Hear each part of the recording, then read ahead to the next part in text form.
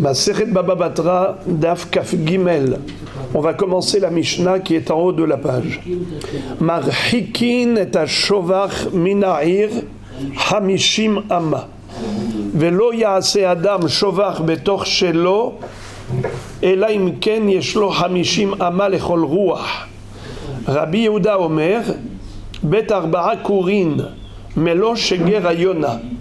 Ve'im lekaho afilu bet rova harehu vechezkato. What is it? Dans le cadre des précautions que l'on doit prendre afin de ne pas causer de tort à autrui, la Mishnah nous enseigne que quelqu'un qui a un pigeonnier, il doit l'éloigner de la ville de 50 coudées, à peu près 25 mètres d'écart entre le pigeonnier et la ville. Pourquoi? Car les pigeons de ce monsieur peuvent endommager quoi? Qu'est-ce qu'ils peuvent endommager? Alors il y a ici Rashi et Tosfot. Selon, je vais commencer par Tosfot, c'est ce qui paraît beaucoup plus facile à comprendre. Tosfot disent, au milieu de la page, Marhikin Ashovach Mina'ir Hamishim Amma, Mipene Hatevu'a Hanishtahat Begagot A'ir, Kede le Yabesh. C'est-à-dire, lorsque les gens ont moissonné, qu'est-ce qu'ils font ensuite avec le grain de blé? Ils le mettent à sécher, bravo. Parce qu'au moment de la moisson, le grain est charnu, c'est frais, c'est humide. On ne peut pas moudre un grain qui est frais, qui est humide. Il faut attendre qu'il sèche. Alors ils mettaient sur leur toit à sécher ces grains. Personne ne peut venir voler, c'est sur la terrasse en haut, sur le toit. Il n'y a que les pigeons qui peuvent venir les prendre. C'est la raison pour laquelle la Mishnah impose aux propriétaires du pigeonnier de s'éloigner de la ville à 50 coudées au moins de distance, de manière à ce que les pigeons n'aient pas tendance à aller dans la ville pour aller grignoter et picorer dans ces grains de céréales. Tosfot donc nous ont dit que c'est cela ce qu'il y a lieu de craindre. Rashi lui dit que Marhikim et Ashovach Mina'ir chez Hayonim Mafsidim Zirone Ganot. Alors si la version est bonne, Zirone Ginot, ça veut dire qu'il y a des jardins. Chacun peut avoir une guina, pas loin de sa maison. C'est-à-dire, devant sa maison, il peut avoir une cour. Derrière sa maison, il peut avoir un jardin. Dans ce jardin, il plante des légumes. Il en fait un potager. Mais il y a des graines. Et qui est-ce qui peut venir picorer ces graines? C'est les pigeons. Alors il faut s'éloigner. Le pigeonnier doit être éloigné de la ville. Il y a ceux qui disent que Midin Mazik, parce que sinon il est considéré comme endommageur.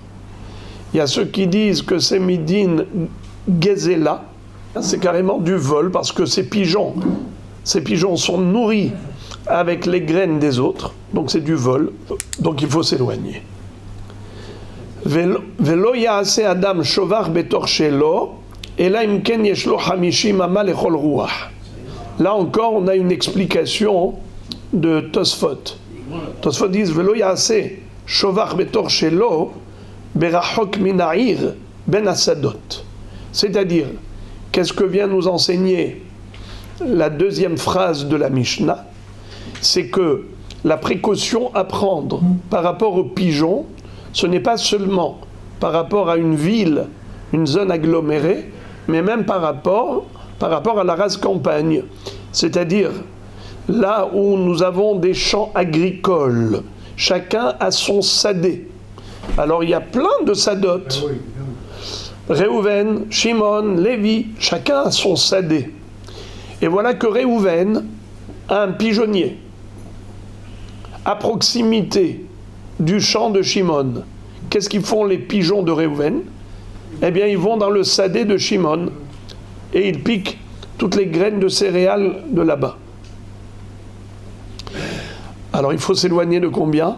50 coudées. Comme on a dit pour la ville, c'est idem pour le sadé, pour le champ. Tosfot explique la nécessité de la Mishnah de préciser cela aussi bien dans l'agglomération comme dans la campagne. Pourquoi fallait-il dire qu'il faut s'éloigner de 50 coudées? Aussi bien dans le sadé comme la ville. Qu'est-ce qu'on aurait pu croire? Si on nous avait enseigné le principe, ça aurait été suffisant. Pourquoi le dire deux fois? Eh bien, Tosfot explique.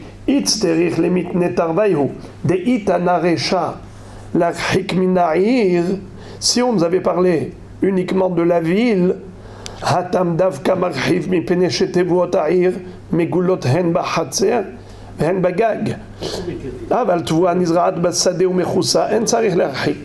on aurait pu croire que c'est seulement par rapport à la ville qu'il faut éloigner son pigeonnier.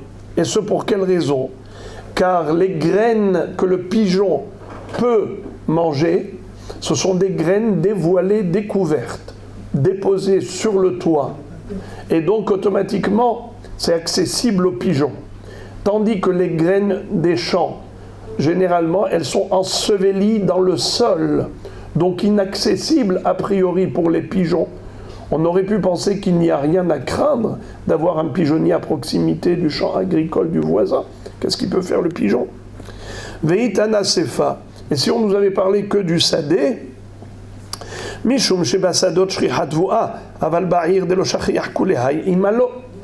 J'aurais pu penser que la halakha d'éloigner son pigeonnier, c'est uniquement par rapport à des champs agricoles où il pourrait y avoir en effet des gerbes de blé qui ont poussé, de l'orge, des céréales qui ont poussé, et les pigeons peuvent se servir. Et c'est fréquent, car le champ agricole c'est fait justement pour l'agriculture.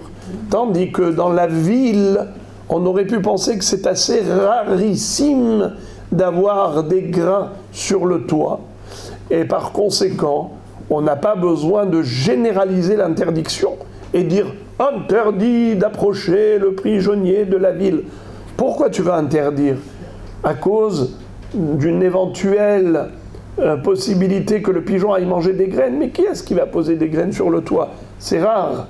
C'est pour cela qu'on aurait pu se tromper. La Mishnah trouvait donc utile de répéter le même enseignement. Marhikim et shovar. Il faut éloigner le shovar. C'est quoi le shovar? Pigeonnier. De 50 coudées, aussi bien de la ville comme du champ voisin. Rabbi Yehuda Omer Bet Arba'a Kurin Melo Sheger Ayona. Rabbi Yehuda lui dit que il faut s'éloigner de 4 kurim. Qu'est-ce que ça veut dire? Beaucoup plus loin que Tanakama. C'est pas juste 50 coudées. C'est pas juste 50 coudées.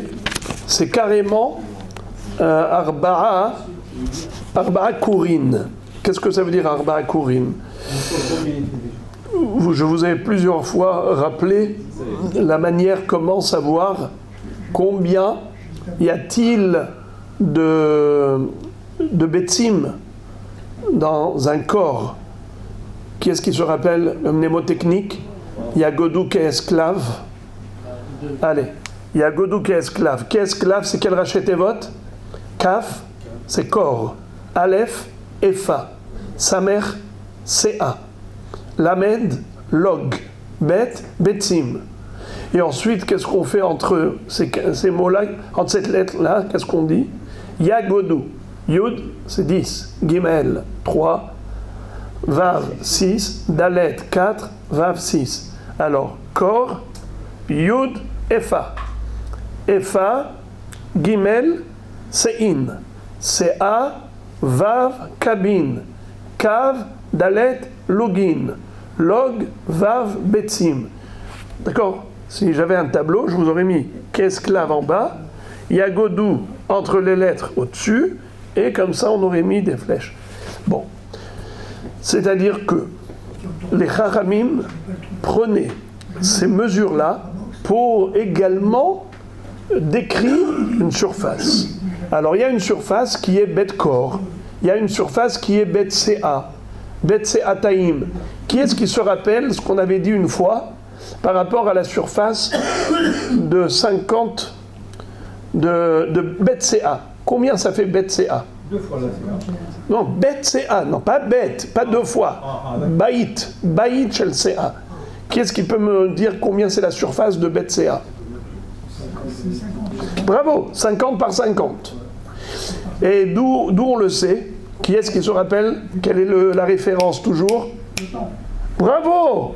Le Mishkan, le Hatzer HaMishkan, le parvis du Mishkan, il faisait combien en longueur? 100 coudées. En largeur, 50 coudées. Combien on pouvait semer là-bas? Le Zera, combien? Bet Se'ataim, 2 Se'in. Donc, quand je prends 2 Se'in et je coupe en 2, ça fait une CA. Alors, 100 coudées de long sur 50 coudées de large, et je coupe en 2, qu'est-ce que ça me donne? 50 par 50. 50 coudées par 50 coudées. Alors, maintenant, ça c'est la référence. Alors, regardez, 50 coudées par 50 coudées, marron, ça c'est une CA. 30 fois plus, c'est un corps. Parce que dans un corps, il y a 30 séines. Ça fait 75 000 coudées carrés. Puisque 50 par 50, ça fait combien? 250 coudées carrés. Ça, c'est une CA. 250 multiplié par 30.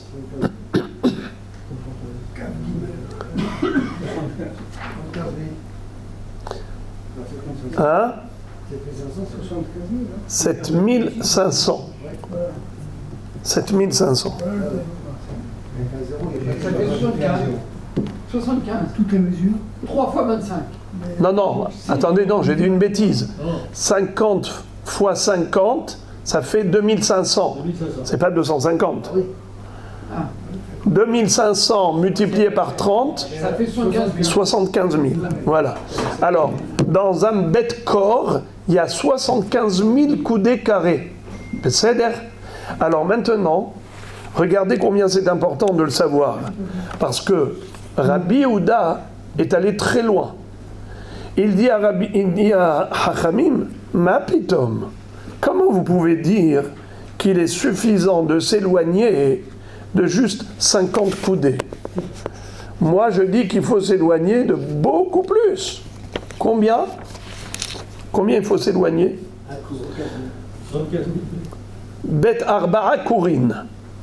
300 000. 4 courines, ça fait combien de fois plus? Ça fait 300 000 en tout. Alors regardez, en fait, c'est la racine carrée. La racine carrée de 75 000 coudées carrés. Quelle est la racine carrée? 250. Prenez votre calculette. 250. Ça fait 273,86. On va arrondir à 274. Ça veut dire que la racine carrée d'un corps, d'un bête corps, c'est 274 coudées par 274 coudées. D'accord? Ça, c'est la racine carrée, c'est-à-dire que comme ça, je sais c'est quoi bête corps. Multiplié par 4. Ça fait 300 000. Quoi? Oui, vous avez raison, Tzadik, vous avez raison. Nahon, 300 000 en coudées. Mais je veux dire, maintenant je parle en surface, d'accord? C'est-à-dire, dans le rayon, 300 000 mètres carrés. si j'ai un carré, 300 000 mètres carrés. C'est 300 000. C'est ce que je dis, 300 000 mètres carrés. En fait, c'est 274 fois 274. c'est ça? 300 000. Ensuite, on fait x4. Exact. Ça fait 300 000 fois 104. Oui, C'est ça? oui, bien sûr. Évidemment. On n'a pas besoin d'aller comme ça. 75 000 fois 4, ça fait 300 000. Oui, mais je veux dire maintenant, pas au niveau de la surface. Maintenant, quel est le rayon? Pourquoi? Parce que qu'est-ce que me dit maintenant Rabbi Yehuda? Rabbi Yehuda me dit, il faut un bête-corps de chaque côté. Donc il faut que vers le nord, vers le sud, vers l'est, vers l'ouest, il faut qu'il y ait un écart, une distance entre le pigeonnier et le champ du voisin. Il faut qu'il y ait une distance de combien? 274 coudées de chaque côté. Et le diamètre. Bravo. Pas le rayon, le diamètre. Le rayon. Non, le rayon c'est un cercle. Ça c'est un carré. Non. Mais si. Le diamètre, c'est tout le, c'est de part. Le diamètre, c'est 2 rayons. Le rayon, c'est de la moitié. C'est du milieu vers l'extrémité du cercle. Là, ça s'appelle un rayon. On parlait du milieu, d'accord. Le diamètre, c'est les 2 rayons. Donc maintenant, Le rayon, si on a ici de chaque côté, je dois m'éloigner de combien? Tout autour, il y a des champs du voisin. Je dois avoir combien d'éloignement entre mon pigeonnier et tous les champs voisins? 274 coudées. 273,86, on va arrondir. C'est ça l'éloignement. Alors, pourquoi Rabbi Yehuda a dit ça? Sur quoi il s'appuie? Il dit Melo Sheger Hayona. C'est exactement la distance du vol plané du pigeon. Quand le pigeon quitte le pigeonnier et il s'éjecte, il se lance dans un vol plané, alors il fait d'un trait 273 coudées. 274, on va diviser par 2. Ça fait combien? 74, déjà 70 divisé par 2. 35, 37. 74 déjà c'est 37. 200 divisé par 2, ça fait 137 mètres. Si on parle en mètres. Le pigeon il fait en un vol 137 mètres. À peine il sort de son pigeon pour dire bonjour, hop, il fait un vol de 137 mètres. Il faut s'éloigner donc de 137 mètres. C'est ce que dit Rabbi Yehuda. Pourquoi Hachamim ont dit 50 coudées seulement alors? Tosfot explique immédiatement. Regardez s'il vous plaît Tosfot. Aujourd'hui, Tosfot fait office de Rashi. Bet arba korin kimlo sheger ayona. Rabbi Yehuda et Rabbanan lo pligé besheger ayona kama have. Entre Rabbi Yehuda et Chachamim, il n'y a pas de mahloket. Techniquement parlant, quel est le vol plané? Quel est le parcours du pigeon en un vol plané? Il n'y a pas de mahloket. Tout le monde est d'accord que c'est 137 mètres. 274 coudées. Nahon. La mahloket entre eux. Et la Rabbanan, c'est vrai. Kevan nebe hamishim amam alia kresayu tulo masket fait. Hachamim pense, comme la Gemara va nous le dire, que l'estomac du pigeon, il se remplit en 50 coudées. Donc pourquoi tu as besoin de t'éloigner de plus? Ton pigeon, il ne va pas aller chez le voisin s'il s'est déjà rassasié chez toi. Pourquoi? Car du pigeonnier, il descend directement vers le bas, et toi tu as ton champ, et il se régale déjà de tes graines. Toi, propriétaire du pigeonnier, tu es aussi propriétaire du champ où se trouve le pigeonnier. Le pigeon descend du pigeonnier, il descend en bas, dans ton champ, il mange, il mange, il mange, et il avance, il mange et il avance, il mange et il avance. Quand il arrive à 50 coudées, depuis le pigeonnier, ça y est, il est rassasié. Il n'a aucune raison d'aller chez le voisin. Ça, c'est la raison pour laquelle Hachamim ont dit Hamishim Amma, ça suffit. Rabbi Yehuda Savar, de Kimlo Sheger Mazke. Rabbi Yehuda dit non, t'inquiète, l'appétit vient en mangeant. Et donc, il a commencé, mais t'inquiète, il va continuer. Jusqu'où il est capable d'être mazik. Il est capable d'être mazik Kimlo Sheger Ayona. Parce que c'est pas sûr qu'il décide aujourd'hui que de marcher à 2 pattes. Peut-être qu'aujourd'hui, il a décidé d'aller, de voler pour aller manger un peu plus loin. Ouais, il veut changer de restaurant. Bon, en tout cas, c'est la mahloket. entre Rabbi Yehuda et Chachamim. Quelle doit être la distance de sécurité à prendre comme précaution pour ne pas porter préjudice aux voisins? Selon Chachamim, 50 coudées. Selon Rabbi Yehuda, combien de coudées? On a dit 274. Le préjudice, c'est simplement le fait de consommer des graines. Hein? Le préjudice, c'est simplement consommer des graines. Oui. Il ne peut pas y avoir d'autres préjudices que ça. Quel autre préjudice vous voulez? Je ne sais pas, propriété des pigeons, je ne sais pas. Non. Je ne sais pas. La seule chose que les gentils pigeons font, c'est qu'ils mangent.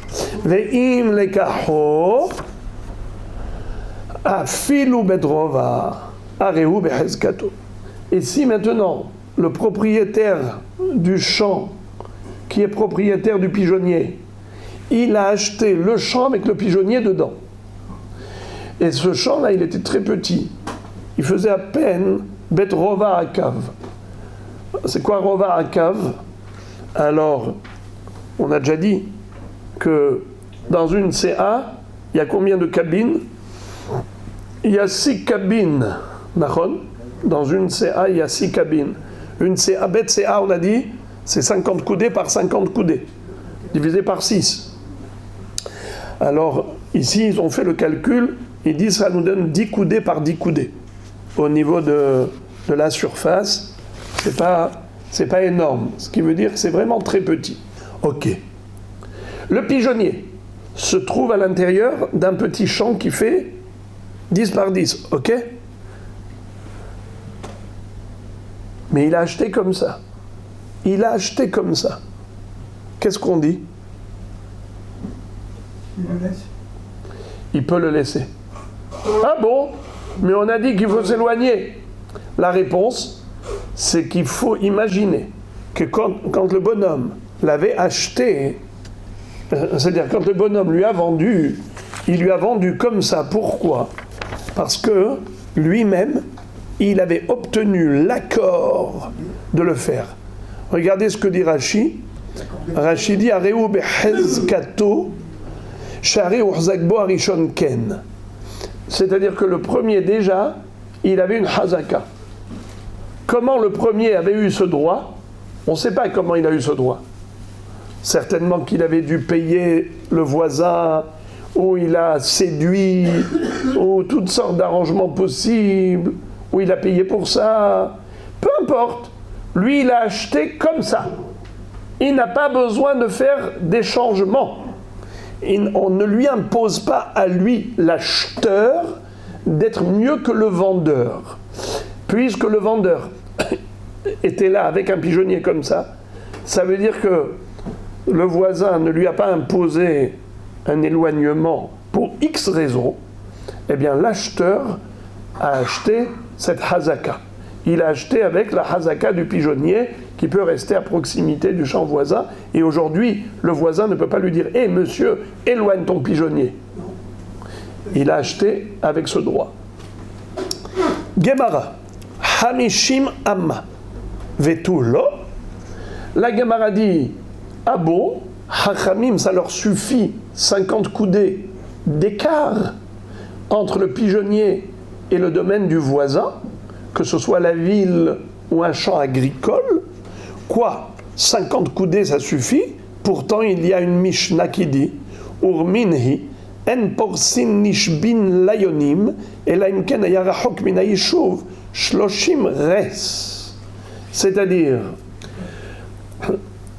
c'est une Mishnah dans Baba Kama d'Afaintet, qui dit que on n'a pas le droit de, comment on appelle ça, de tendre des pièges, tendre un piège pour piéger des pigeons, que si on est loin du Yishuv, que si on est loin d'un endroit où il y a des propriétaires de pigeons. On s'explique. Toi, tu vas dans la forêt. La forêt n'appartient à personne. C'est Efker. Tu veux mettre là-bas des pièges, Mabrouk, Bechavod, il n'y a aucun souci. Mais attention, ne t'approche pas de la ville, ne t'approche pas du Yishuv, car dans la ville, il y a des pigeonniers. Et ces pigeonniers-là, il y a dedans des pigeons. Et ces pigeons, ils appartiennent aux propriétaires du pigeonnier. Toi, maintenant, tu mets un piège à côté du pigeonnier du voisin, eh bien, tu vas lui voler ses pigeons. C'est très sympa. Tu mets plein d'appâts et tous les pigeons, ils viennent dans ton piège. Mais d'où ils viennent, ces pigeons? Ils viennent du voisin, voleur. Alors, qu'est-ce que tu fais? Tu t'éloignes, pour être sûr que ce n'est pas les pigeons de la ville qui viennent dans ton piège. Quel est l'éloignement? Quelle est la distance imposée? Eh bien, 30 res. 30 res. Et combien c'est 30 res? Eh bien, c'est exactement 4000 lin. Shloshim res, c'est arba'a milin. Qu'est-ce que ça veut dire? Combien c'est un mille? Qui est-ce qui peut me rappeler combien c'est un mile? Un mille?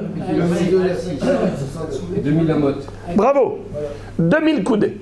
Un mille, c'est 2000 coudées. 1 kilomètre. 1 kilomètre, excellent. Alors maintenant, arba'a milin, c'est combien de coudées? 4000 lin, ça fait combien de coudées? 8000. 8000 coudées, bravo. Vous parlez en kilomètres, ça fait combien? 4 km. 4 kilomètres. 4 kilomètres. Alors que le maïs, oui, il vaut 6. Ok. Alors, est-ce que vous voyez la différence? Combien on a exigé là-bas d'éloignement? 8000 coudées. Combien ici la Mishnah exige? 50 coudées seulement. Vous voyez la différence? Entre 50 coudées et 8000 coudées, il y a quand même une différence. Alors on ne peut pas comprendre. Ici la Mishnah exige juste 50 coudées. Et là-bas on nous exige 8000 coudées. 4000 km, 441. C'est plus une marque locale. La mesure est... Alors la Gemara répond très joliment. Amar Abaye, Mishat Shaite Tuv, ou Kresaihu, Behamishim Amta Malia. Voici l'explication. Il y a une différence fondamentale entre ce que la Mishnah là-bas exige et ce que la Mishnah ici exige. Quel est l'objectif là-bas? C'est de ne pas piéger des pigeons qui appartiennent à un propriétaire.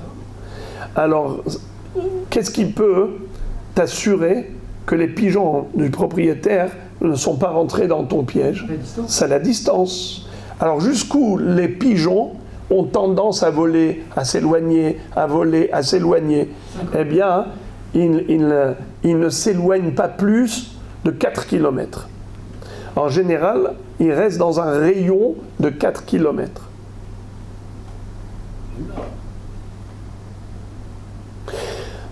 Si tu mets un piège à l'intérieur de 4 km, eh bien, il y a forte chance que tu aies capturé des pigeons qui appartiennent au propriétaire. Mais ici, c'est une autre histoire. Ici, on ne parle pas de capturer des pigeons. Ici, on parle au contraire, que le pigeon ne fasse pas du mal au voisin. Quel est le mal qu'un pigeon peut faire au voisin? C'est juste manger de ses graines du voisin. Eh bien, si tu t'es éloigné de ton champ par rapport à l'autre, s'il y a 50 coudées, eh bien lui, il a mangé déjà suffisamment à l'intérieur des 50 coudées, de quoi remplir son estomac.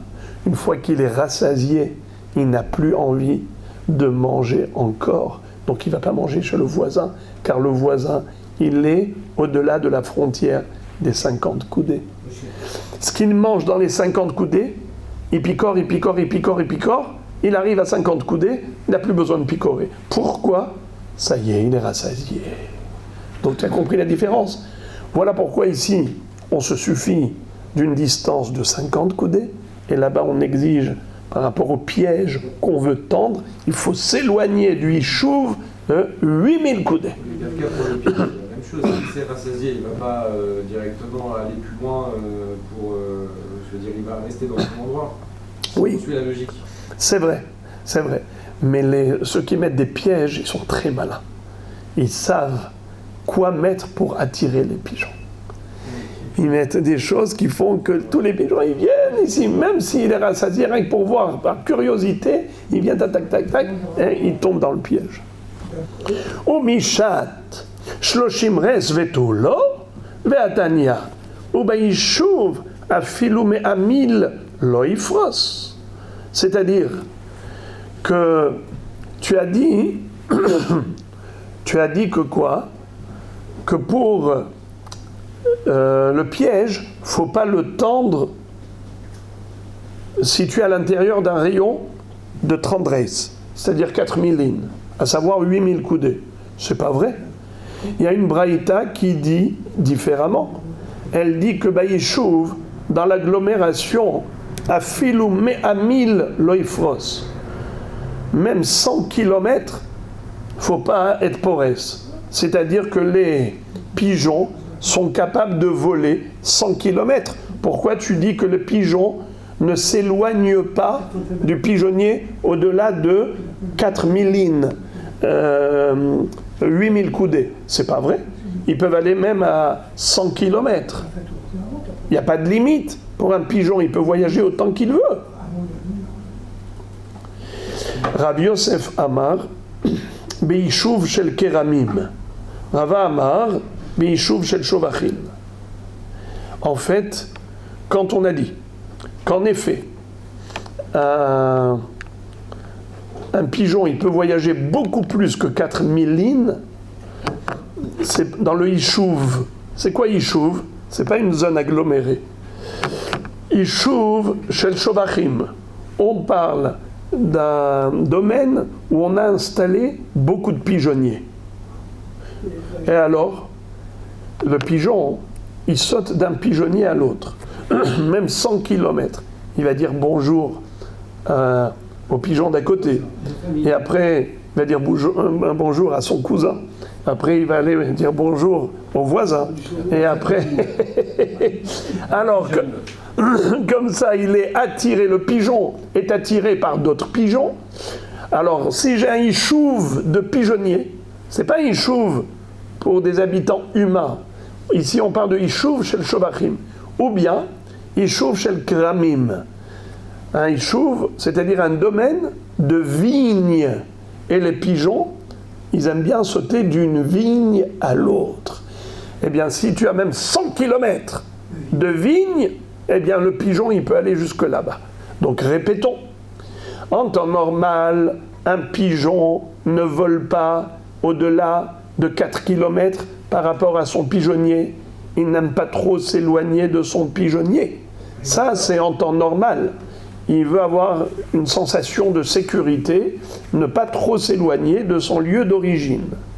Mais qu'est-ce qui fait exception? Et qu'il est capable d'avoir le courage de s'éloigner davantage, c'est lorsqu'il est familier avec d'autres pigeonniers. Donc il va d'un pigeonnier à l'autre, d'un pigeonnier à l'autre. Ça, c'est une exception. Autre exception, c'est les vignes. Il ne se rend pas compte. Il va d'une vigne à l'autre, d'une vigne à l'autre, d'une vigne à l'autre. Il peut faire même 100 km, nos limites. C'est là où on a dit qu'on n'a pas le droit de tendre un piège. Si entre les pigeonniers et le piège, il y a un yishuv de Kramim ou un yishuv de Shovachim, interdit. Pourquoi? Parce que tu peux attirer, même à 100 km, le pigeon qui appartient à Réhouven et tu le fais tomber dans le piège de Shimon. La Gemara pose la question, elle dit Vetipokle mishum Shovachim gofayu. J'ai pas compris. Dans le cas où, imaginons, il n'y a que des pigeonniers. Sur 100 km, on a une ligne de pigeonniers. D'accord? Qu'est-ce que tu me dis? Faut pas mettre à proximité du dernier pigeonnier un piège, même s'il est à 100 km du pigeonnier de Réhouven. Et j'ai pas compris. S'il y a des pigeonniers, ça appartient à quelqu'un, ces pigeonniers. Alors s'il tend un piège à côté du dernier pigeonnier, donc il va voler le propriétaire du dernier pigeonnier. J'ai pas compris. C'est quoi cette histoire-là? Tu es en train de me dire comment il a fait le parcours, le pigeon, même au-delà de 8000 coudées. Il est allé même à 100 km. D'accord? Qu'est-ce qui s'est passé? Qu'est-ce qui s'est passé? Il y a forcément un des pigeonniers qui va être en dommage. Il a volé il va voler des pigeons d'ici. La Gemara répond 2 réponses. 3 réponses. Ibaetima d'ide, veibaetima de Kenaani, veibaetima de Efker. C'est-à-dire, soit lui, il est propriétaire de tous ces pigeonniers. C'est-à-dire les 100 kilomètres de pigeonniers à qui ça appartenait à Shimon. Alors, Réhouven a un pigeonnier à côté du domaine de pigeonnier de Shimon. Shimon, maintenant, il met un piège où? À côté de son dernier pigeonnier à lui. Lui, Shimon, il a tout un domaine qui fait 100 kilomètres de pigeonniers. Alors, il n'a aucun problème. S'il met un piège et il va piéger ses propres pigeons à lui-même, ça ne dérange personne. On te dit oui, ça dérange. Pourquoi? Parce que, étant donné que toute cette ligne de pigeonniers de Shimon se trouve à proximité du pigeonnier de Réhouven, eh bien le pigeon de Réhouven, il peut aller au travers de tous les pigeonniers de Shimon, aller jusqu'au piège de Shimon à 100 km. Voilà pourquoi, par rapport à ces pigeons à lui, il n'y a pas de problème, mais par rapport au pigeon de Réhouven qui est à 100 km, oui, il y a un problème. C'est une première réponse. Deuxième réponse, c'est que tous ces pigeonniers-là, ils appartenaient à un Kenaani. Et donc, il n'y a pas de Issour de mettre un piège par rapport à tous les Kenaani. Veibaitima defker. Veibaitima defker. Qu'est-ce que ça veut dire? Ouais, c'était des pigeonniers de la mairie qui avaient mis ici pour faire beau, mais il n'y a aucune volonté de la mairie de garder la propriété de ces pigeons. Ça ne les dérange pas que quelqu'un vienne prendre ces pigeons. Alors c'est la raison pour laquelle il n'y a pas de problème de poser là-bas un piège par rapport à ces pigeonniers. Mais tout le problème, il est que ces pigeonniers-là permettent aux pigeons de Réhouven, qui est à 100 km, d'arriver jusqu'au piège de Shimon. Ça, c'est le problème. Voilà pourquoi on a dit « Beishuv shel shovachim asur ». Et maintenant, la Gemara va se focaliser sur une autre partie de la Mishnah. Rabbi Uda disait, Rabbi Uda Omer, Afelu betarba kurin, ve'im lekaho, afilu betrova, areu behezkato. La Mishnah avait dit que cette exigence d'éloignement de son pigeonnier par rapport au champ du voisin, on te dit, monsieur, tu installes ton pigeonnier, prends les mesures. D'abord, tu prends les précautions. Tu vois le champ du voisin? Prends 1 mètre, mesure. Tu as 50 coudées, là tu peux installer ton pigeonnier. Mais si ce monsieur Réhouven, il a acheté ce champ de monsieur Lévi avec un pigeonnier qui était proche de Shimon, il n'a pas besoin de le déraciner, de le déplacer. Pas besoin. Il peut garder la chazaka. Amar Rav Papa ve'etema Rav Zevid, zot omeret, to'anim la lokeach, ve'to'anim la yoresh. Rav Papa, et certains disent que c'est Rav Zevid, déduisent de cette Mishnah, quoi? Que on défend l'acheteur. On prend la défense de l'acheteur, comme on prend la défense d'un héritier. C'est-à-dire, imaginons, par exemple, quelqu'un, regardez, les frères et les amis, vous connaissez la règle, Kol Hazaka, Shen Imata Ana Ena Hazaka. On va le voir ça, Be'ezrat Hashem, bientôt, dans le Perek Hezkat Abatim. C'est quoi Hazaka? Quelqu'un qui a utilisé pendant 3 ans un makom, et maintenant, l'ancien propriétaire lui dit « Qu'est-ce que tu fais là chez moi ?» Il lui dit « Ma pitom, c'est toi qui m'as vendu cette maison, ce champ. » Il lui a dit « Ah bon? Où se trouve l'acte de vente ?» Il a dit « Je l'ai perdu. » Alors, dans ce cas-là, qui a raison? C'est celui qui a utilisé 3 ans. 3 ans, il était là, et l'autre, il s'est tué pendant 3 ans. On dit que Chazaka Kenom n'est pas capable de se taire pendant 3 ans quand il voit son domaine utilisé par un étranger. Alors, il n'a pas besoin de lui montrer l'acte de vente, la preuve qu'il a acheté. Pourquoi? Parce qu'il dit, tu me l'as vendu, tu m'avais donné un shtar, maintenant j'ai perdu ce shtar, mais la Chazaka en soi, ça sert de preuve comme le shtar. Mais, Rabotai, comment ça s'appelle ça? Ça s'appelle Hazaka Sheyesh Imah Ta'ana.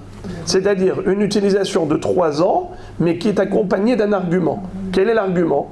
C'est toi qui me l'as vendu. Ça, c'est l'argument. Mais imaginons qu'il y ait ici... Comment vous dites?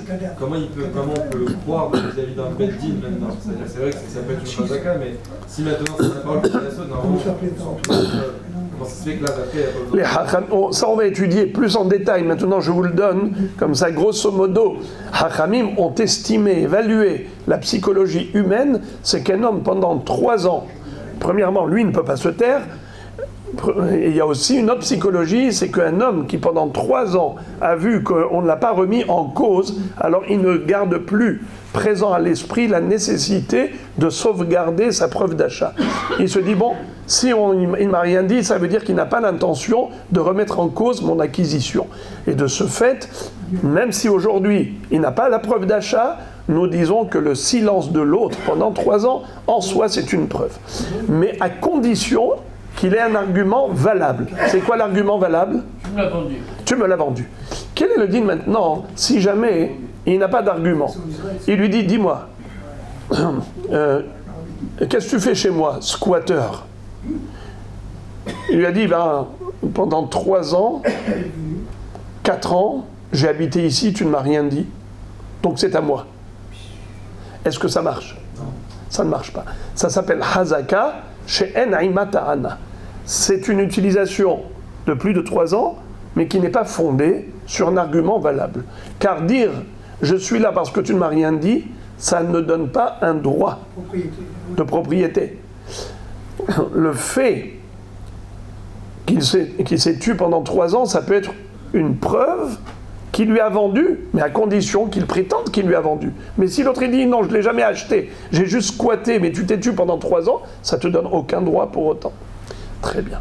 Maintenant, les amis, qu'est-ce qu'on a appris ici maintenant? On a dit que le propriétaire du champ dans lequel il y a un pigeonnier, s'il vient installer son pigeonnier, qu'est-ce qu'on lui dit? Éloigne-toi d'une distance de 50 coudées. Mais si quand il a acheté le champ, il y avait déjà un pigeonnier dedans, et ce pigeonnier était à proximité du champ voisin, il a acheté comme ça, alors qu'est-ce qu'on dit? Il n'a pas besoin de le déplacer. Pourquoi? Il a acheté avec la Hazaka. Dis-moi, comment tu sais ce qui s'est passé avec le premier? C'est son frère. Mais peut-être que le premier, c'était un homme, un baraquet de 2 mètres sur 1 mètre, une armoire à glace. Donc le voisin, il a eu peur, il s'est tu, il n'a rien dit. C'est pas parce qu'il lui a donné le droit, c'est pas parce qu'il a payé pour ce droit. Il n'y avait aucun arrangement entre eux, juste il a eu peur. Et maintenant, l'acheteur, c'est un homme normal. Le voisin vient le voir et lui dit, dis-moi, tu sais, tu as acheté de quelqu'un qui avait ici qui a mis son pigeonnier, mais jamais je lui ai permis ça. D'accord? Qu'est-ce qu'on a dit? Dans la Mishnah, il est écrit, celui qui a acheté, il a acheté avec Hazaka. Mais cette Hazaka-là, sur quoi elle est basée? Le vendeur, il n'est plus là, il est parti en Australie. Lui, l'acheteur est là. Qu'est-ce que lui dit le voisin? Le voisin lui dit, mais t'as aucun droit d'avoir un pigeonnier à côté de moi. L'autre lui dit, mais moi je l'ai acheté avec ce droit. Il lui a dit, mais ce droit n'a jamais existé. Car lui, je ne lui ai jamais donné le droit. Il s'est approprié ce droit, mais sans aucun droit. C'est-à-dire que lui, il était dangereux, j'ai pas voulu avoir affaire à lui, j'ai pas voulu l'affronter. Donc, c'est comme ça que c'est resté comme ça. Mais aujourd'hui que tu viens acheter, tu achètes aucune chazaka, c'est une chazaka she'en mata'ana. C'est une chazaka qui n'est pas fondée sur un argument valable. Quel est l'argument valable? C'est qu'il m'a payé pour ça? Il m'a jamais payé, je te dis. Alors, la Mishnah, qu'est-ce qu'elle a dit? Areu bechezkato. Il n'a pas besoin de déplacer son pigeonnier. Comment ça se fait? De là, les Amoraïm ont déduit. Zot omeret. ta'aninan, to'anim la lokeach, to'anim la yoresh. De là, on déduit qu'on prend la défense de l'acheteur, même si l'acheteur lui-même ne sait rien. Nous, on va supposer et présumer que si le vendeur avait mis son pigeonnier ici, certainement, il avait fait en bonne et due forme dans les règles de l'art et pas par imposition, il s'est imposé parce qu'il était costaud. Non, je présume que tout était fait en bonne et due forme au profit de l'acheteur. C'est comme si l'acheteur s'appuyait sur une hazaka qui était fondée sur un argument valable. You understand? Ça, c'est extraordinaire. Et pareil pour le yoresh. Imaginons, ici, le pigeonnier, là où il se trouvait, c'est un héritier. C'est pas que, comment il s'appelle, Réhouven, il a acheté chez Monsieur Lévi. Il a hérité de son père, Yaakov. D'accord? Eh bien, pareil. Aujourd'hui arrive le voisin et dit à l'héritier, qu'est-ce qui fait ton pigeonnier ici? Bouge-le de là, déplace-le. Il dit, mais non, papa, il était des années avec ça, nous on a hérité comme ça. Et nous on est Tohen la Yoresh. Voilà. La Gemara dit, c'est vrai, c'est une très jolie preuve, puisqu'on voit que la Mishnah a déclaré Hareu bechezkato, mashma que nous on prend la défense de l'acheteur. Tohanim la lokeach, tohanim la Yoresh. Mais la Gemara dit, ça, tu n'avais pas besoin de faire une déduction de cette Mishnah, car c'est déjà écrit explicitement dans une autre Mishnah. Dans Baba Batra même, dans Daf Mem Aleph, on va l'étudier plus tard, Bezrat Hashem. Il est écrit Haba Mishum Yerusha Enot Sarich Ta'ana. C'est-à-dire, quelqu'un qui vient en tant que Yoresh, il n'a pas besoin de Ta'ana. Je m'explique. Qu'est-ce qu'on a dit tout à l'heure? Si un squatteur était là pendant 3 ans, et après 3 ans arrive le propriétaire, il dit « Rends-moi, c'est à moi ». L'autre lui dit « Mais moi j'étais là depuis plus de 3 ans, je l'ai utilisé, tu n'as rien dit ». Est-ce que c'est un argument valable? Non. On le vire, la police arrive et elle le sort. Mais s'il lui dit « Tu me l'as vendu, mais j'ai perdu le shtar », ça c'est un argument valable. Donc c'est une chazaka basée sur un argument valable, ça marche. En hébreu, chazaka sheyesh ima ta'ana is very good, chazaka she'en ima ta'ana is not good. Alors maintenant, le yoresh, est-ce qu'il a une ta'ana? Zéro ta'ana. Le yoresh, il dit pas moi je l'ai acheté, et il peut pas dire non plus papa l'a acheté de toi, parce que on sait qu'autrefois c'était à cette personne. D'accord, monsieur Lévi. Réhouven est mort. Il a laissé à son fils Yosef un héritage. Monsieur Lévi était autrefois propriétaire. Il y a des témoins qu'il était là propriétaire. Mais c'est resté plus de 3 ans chez le père, Réhouven. Maintenant, Yosef, qu'est-ce qu'il peut dire à monsieur Lévi? Lévi lui dit, ton père, il me l'a volé. Et lui, l'héritier Yosef, il ne sait pas ce qui s'est passé. Peut-être que c'est vrai. Peut-être que son père Réhouven a volé le champ, il a squatté le champ de Mr. Lévi. On n'a aucune preuve, il n'y a pas de preuve d'achat.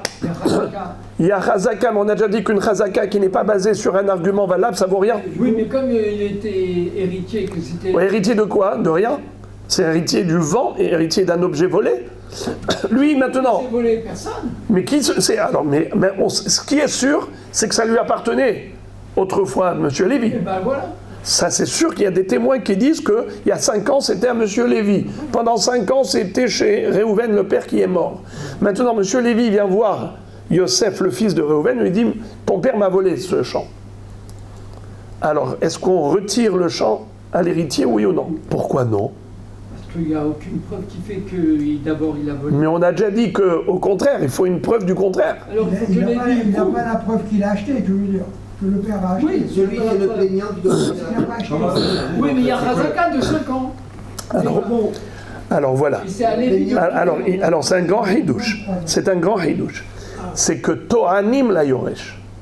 Nous, on prend la défense de l'héritier et on présume et on suppose et on présume que le père avait acheté en bonne et due forme, mais il n'est plus là pour le prétendre, pour argumenter. Nous, on va avancer cet argument à la place du mort, au profit des héritiers. Ça, c'est un grand ridouche, mais ça figure dans une Mishnah clairement, explicitement. Alors la Gemara dit, pourquoi Rav Papa et Rav Zevid, ils ont besoin de déduire ça de la Mishnah? Ou bien la Mishnah elle-même, qu'est-ce qu'elle a besoin de dire ça ici, alors que c'est déjà écrit clairement, To'anim la Yoresh. La Gemara répond, en fait, tu as raison. Pour l'héritier, c'est écrit clairement, mais ce qu'on a déduit ici, c'est pour le Lokeyah. C'est quoi Lokeyah? Un acheteur. Ici, on a parlé de qui? D'un homme qui a acheté un champ avec un pigeonnier dedans. Bien que le pigeonnier est proche du domaine du voisin, il n'a pas besoin de le déplacer, car il achète avec cette hazaka. Oui, mais qui dit que cette hazaka, elle est fondée? Réponse, nous, on défend l'acheteur et on avance un argument à sa place, en disant, celui qui me l'a vendu, c'est déjà arrangé avec toi. Et toi, tu lui as donné la possibilité, pour X raisons, peut-être qu'il t'a payé, peut-être qu'il t'a séduit, peut-être que tu as accepté de lui offrir, peu importe. Moi, je l'ai acheté avec la chazaka. Il faut dire qu'il l'ait vendu, l'acheteur. Quand il dit, tu me l'as vendu. Il faut qu'il le dise, tu me l'as vendu, c'est ça la chazaka. Non, lui dit, moi, j'ai acheté. Il montre maintenant, par exemple, il montre, voilà. Moi, j'ai un acte d'achat. J'ai acheté avant-hier ce champ avec un pigeonnier. Toi, maintenant, tu viens, tu me dis, déplace le pigeonnier. Pourquoi tu veux que je déplace? Parce que tu me racontes des histoires comme quoi le premier, il s'était imposé. Mais moi, maintenant, comme je suis gentil, plus sympathique que mon prédécesseur, alors tu viens et tu me demandes gentiment de déplacer. Moi, je te dis que non. Moi, j'ai acheté un champ avec un droit d'avoir le pigeonnier ici. Donc, ça fait partie de mon acquisition. Est-ce qu'on va défendre l'acheteur ou on ne va pas défendre l'acheteur? Est-ce qu'on va le défendre en lui disant que certainement son prédécesseur, c'est-à-dire le vendeur, il avait obtenu un droit légal d'installer ce pigeonnier ici, et donc ce droit, il a acquis lui-même dans l'acheteur? Eh bien, ça c'est le ridouche, que oui, on prend sa défense à l'acheteur, et d'où on le déduit de notre Mishnah, que celui qui a acheté un champ avec un pigeonnier, Areu Bechezkato, il n'a pas besoin de le déplacer. Alors la Gemara dit, excuse me, ce ridouche, tu me dis que tu l'as déduit de notre Mishnah à nous. Moi, je peux te dire que ce ridouche, aussi, on le retrouve dans une autre Mishnah, dans Babatra d'Afsamer. Qu'est-ce qui est écrit à propos d'un acheteur? La kahatzer, ou bahzizin, ou gzuztraot, harezo behezkata.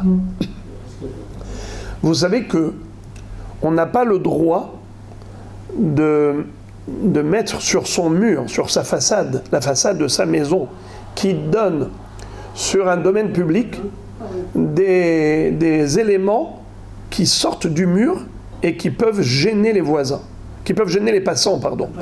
Alors regardez, moi par exemple, j'ai envie de mettre un porte-manteau, ou bien par exemple un éclairage, voilà, par exemple, un éclairage pour mon parking, et je mets des zizines qui sortent à l'extérieur dans la voie publique. J'ai pas le droit. Pourquoi? Parce que je gêne les passants. Zizine, gzoustraot, des balcons, des grandes poutres. J'ai pas le droit. Petite poutre, grande poutre. Tout ce qui sort en relief du domaine privé au domaine public, c'est interdit. D'accord? Alors maintenant, quelqu'un qui a envie, malgré tout, d'accrocher toutes sortes d'objets en relief et de les fixer dans son mur, qu'est-ce qu'il doit faire? Eh bien, quand il construit, eh bien, il doit mettre son mur à l'intérieur de son domaine. Comme ça, tout ce qui est objet en relief, eh bien, il reste à l'intérieur de son domaine. Il n'a pas empiété dans le domaine public. Il est resté dans le domaine privé. Alors, la Gemara nous dit qu'est-ce qui est écrit à propos de quelqu'un qui a acheté un Hatzer avec un mur qui délimitait la cour, et dans ce mur, et du mur sortaient toutes sortes de poutres, toutes sortes de zizines, toutes sortes de gzoustraot. Mais il a acheté comme ça. Alors, il y a deux possibilités. Soit le premier, il a fait Be'issour, soit le premier, il a fait Be'heter. Soit il a fait Be'issour, et donc lui n'a aucun droit, soit le premier, il a fait Be'heter. Comment il a fait Be'heter? Deux possibilités. Soit qu'il avait lui-même construit à l'intérieur de son domaine, ce mur, et tous les zizines et les xoustraot, c'était dans son domaine. Alors comment les gens ils circulent là? C'est les gens qui se sont permis de circuler chez lui. C'est l'inverse. C'est pas lui qui est rentré dans le domaine public, c'est le public qui est rentré dans le domaine privé. C'est-à-dire que lui, il avait un mur qui délimitait sa maison, et il avait donc des éléments qui sortaient, toutes sortes de balcons, toutes sortes de zizines, et il n'est pas sorti dans le domaine public. Ensuite, le public qui se permet de traverser ici. Eh bien, celui qui a acheté ce Hatzer, il est en droit de garder tel quel. Alors tu vois que on est Toen la Lokeya. On a dit Areu, Berezkato, et pourtant on ne sait pas qu'est-ce qui s'est passé avec le premier. Peut-être qu'il a fait Beissour, peut-être qu'il a fait Be'heter. Et nous, qu'est-ce qu'on dit? Certainement Be'heter. Et donc, tu peux, toi, acheteur, garder la situation telle qu'elle, avec des zizim et des xoustraot qui sortent dans le domaine public, c'est pas grave. Parce que certainement, le prédécesseur a fait les choses dans les règles de l'art. Mais c'est difficile à vérifier. Oui, c'est exactement. Toanim la Lokea. On suppose et on présume que certainement les choses ont été bien faites. Certainement. Ça veut dire qu'il est rare d'imaginer. C'est-à-dire, c'est rare qu'une personne fasse des choses contre la loi et que personne ne dise rien pendant des années. C'est pas possible. C'est sûr que si personne n'a rien dit, c'est que certainement c'était fait dans les règles de l'art. Alors, tu vois que c'est écrit clairement dans cette Mishnah qu'on est Toen, la Lokea. Alors pourquoi on avait besoin de le répéter ici? La Gemara répond Tzricha. Oui, c'était nécessaire. Pourquoi c'était nécessaire? Deiach mo'inan hatam gabereshut arabim de imur connaissent les torchelohu inami ahule ahul benereshut arabim gabe aval hacha lo. C'est-à-dire, j'aurais pu penser que quand est-ce que les... comment on appelle ça?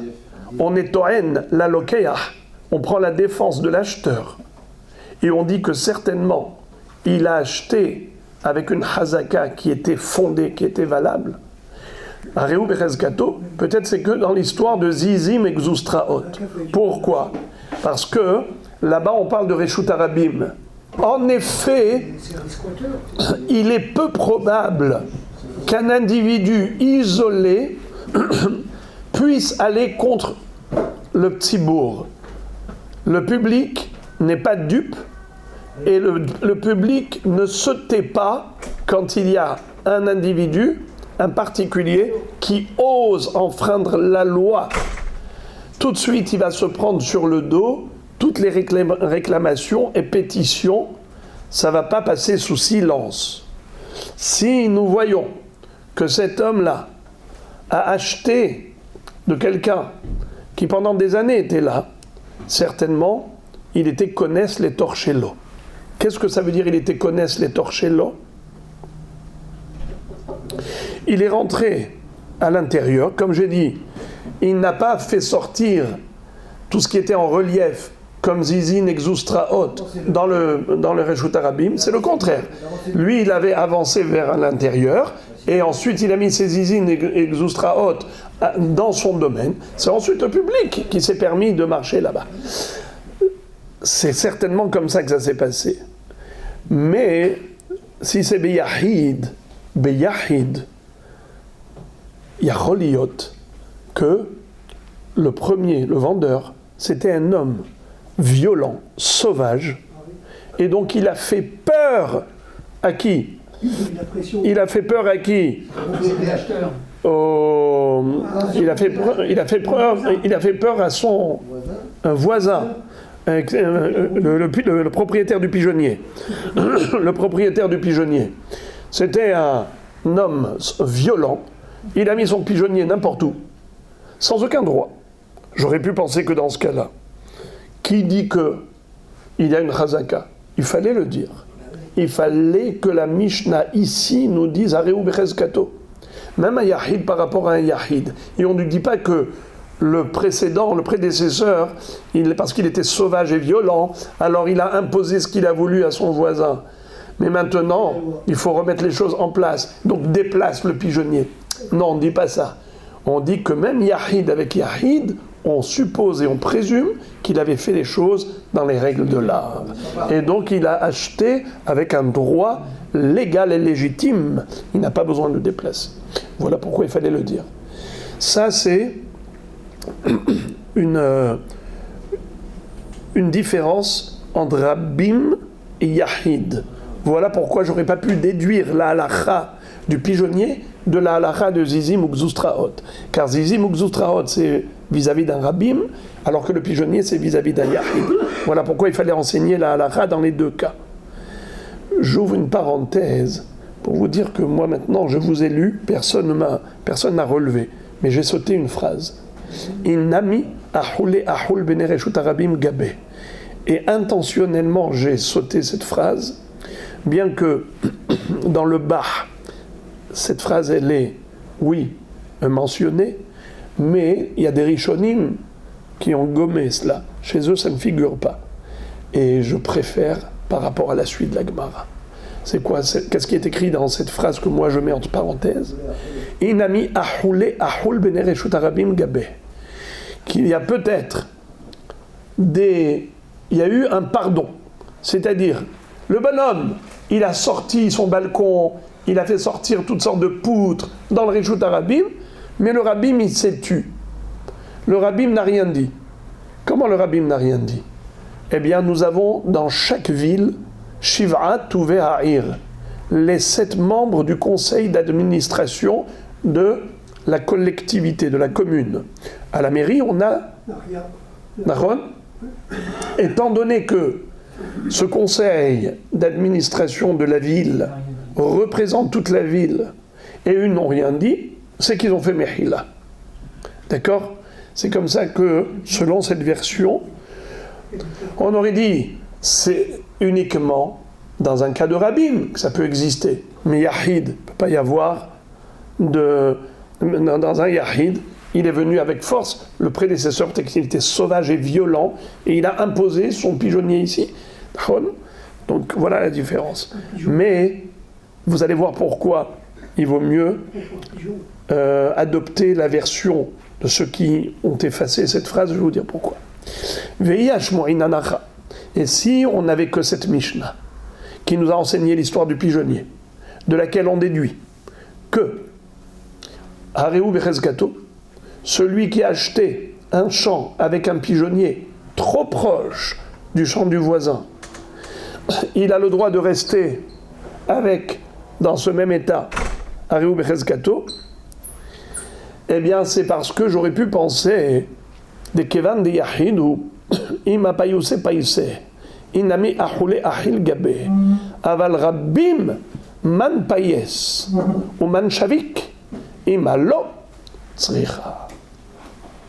Et si on nous avait enseigné que la Mishnah du pigeonnier, et on ne nous avait pas enseigné la Mishnah de Zizin Exustraot qui donne sur le domaine public, on aurait pu penser qu'il y a une différence entre privé et public. Uniquement lorsqu'il s'agit de pigeonniers de Réhouven par rapport au champ de Shimon. Je dis Réhouven, il a acheté de Lévi ce champ avec un pigeonnier qui était très proche du champ de Shimon. Qu'est-ce qu'on a dit dans ce cas? Il n'a pas besoin de le déplacer. Areu Bechezkato. Pourquoi? Parce que peut-être j'aurais pu penser que Mr.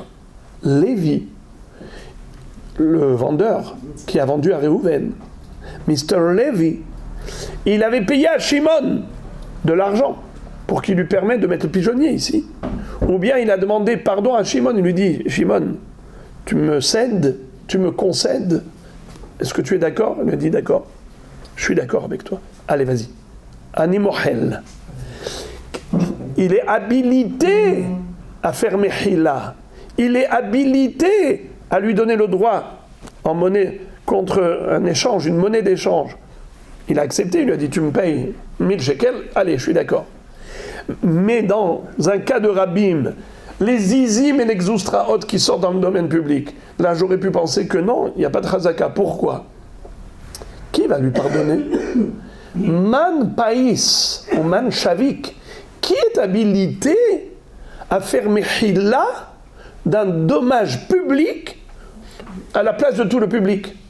Vous, les 7 personnes du conseil d'administration, vous n'êtes pas habilités à autoriser quelque chose qui endommage le public, avec toutes sortes de reliefs, il y a ici des xoustraot, des izim. Même si il vous a donné, il est venu à la mairie, il a donné un petit pot de vin. Hein, il est venu, il a dit, allez, laissez-moi, allez, tenez. Qui vous êtes, vous, les 7 membres du conseil? On vous a envoyé pour nous faire du bien, pas pour nous faire du mal. Vous êtes les shlouchet tzibour, pour faire du bien au tzibour, et pas pour faire du mal au tzibour. C'est comme ça que la Gemara dit, si on ne nous avait pas enseigné l'histoire de la Hazaka, aussi pour un Hatzer où il y a des izines xoustraot qui sortent vers le domaine public, comme quoi l'acheteur, il peut laisser les izines xoustraot, bien que ça dépasse vers le domaine public, je dis que non, Mistama, qu'il avait fait les choses convenablement, et vers Réhou Bechezkato, il avait dû rentrer à l'intérieur de son domaine, tout va bien. Et l'acheteur, tout va bien. J'aurais pu penser que ça, si on ne l'avait pas dit clairement, j'aurais pas pu le savoir. Je n'aurais pas pu le déduire de l'histoire du pigeonnier. Car le pigeonnier, c'est Yahid avec Yahid, on s'arrange. Un particulier peut s'arranger avec son voisin particulier. Mais par contre, un particulier avec le rabbin, avec qui s'est arrangé ce particulier? C'est lui contre tout le monde. Qu'est-ce que tu vas dire? Ouais, mais peut-être qu'il a donné de l'argent, il a acheté le droit. Qui est en droit de lui donner le droit? Man Païs ou Man Shavik? Qui c'est donner le droit de lui donner le droit? Personne n'a le droit de faire une chose pareille, même pas le conseil d'administration. Donc on n'aurait pas pu savoir que même dans un cas pareil, il a une hazaka. Voilà pourquoi il fallait l'écrire clairement dans notre Mishnah. Alors, Moraï Verabotai, donc voilà pourquoi tout à l'heure je disais que je préfère adopter la version qui a gommé cette deuxième phrase, parce qu'il est écrit Inami ahole ahol bene reshut arabim gabe, que les reshut arabim lui ont cédé, lui ont concédé le droit de faire sortir des xoustraot. Impossible. Car ça ne relève du droit de personne, et personne n'est habilité à le faire. On va terminer le sujet et on a fini. Areu Bechezkato. On a dit que celui qui a acheté un champ avec un pigeonnier qui était proche du champ du voisin, il a le droit de rester, de le laisser là-bas, pas besoin de le déplacer. Hazaka. La Gemara dit, j'ai pas compris, mais les pigeons de ce pigeonnier, ils vont aller piquer et picorer et manger dans le champ du voisin. Donc ça s'appelle Nezek. Nous avons une règle, En Hazaka Linzakin, c'est-à-dire tout ce qui est dommage, ça c'est un vrai dommage. C'est pas stam que tu es chez moi, tu es mazik. Il n'y a pas de Hazaka. Ça veut dire quoi, Hazaka d'être mazik? Ouais, mais dis-moi, tu es mazik. Rav Mari Amar Bekoutra, Rav Zévid Amar Betakise. Ça on l'a déjà vu hier. Que quand est-ce qu'on dit que En Hazaka Linzakin, c'est uniquement par rapport à des dommages qui sont vraiment gênants. Comme par exemple, Betakise ou Koutra. C'est quoi Koutra? Ashan, la fumée. Le bonhomme, il me met de la fumée, comme ça au rez-de-chaussée. Moi, je suis à l'étage et je prends de plein fouet toute sa fumée. D'accord? Alors il dit, ouais, mais bon, je me suis tué. Alors il avait sa boulangerie là-bas et il a de la fumée tout le temps. D'accord? J'ai cru que j'allais supporter 1 an, 2 ans, mais ça y est, j'en peux plus. Ça y est. Alors j'ai le droit de lui dire, même après 3 ans, stop! Pourquoi? Il n'y a pas de hazaka pour les nezakin, vu que c'est trop violent. Si c'était un nézek, un petit nézek, ce n'est pas grave. Mais un gros nézek comme la fumée, il n'y a pas de hazaka. Ou bien par exemple les odeurs du bétakissé. D'accord, je me suis tué 1 an, 2 ans, 3 ans avec ces odeurs nauséabondes, mais là j'en peux plus. Arrête, enlève ton bétakissé d'ici. En effet, en hazaka, l'inzakin, mais c'est uniquement par rapport à des nézakin d'une dimension pareille qui est extrêmement gênant. Mais si ça reste un petit dommage comme par exemple les pigeons qui vont aller picorer dans le champ de voisin, c'est pas suffisamment gênant pour dire il n'y a pas de hazaka. Yesh hazaka. Afilu benzakin.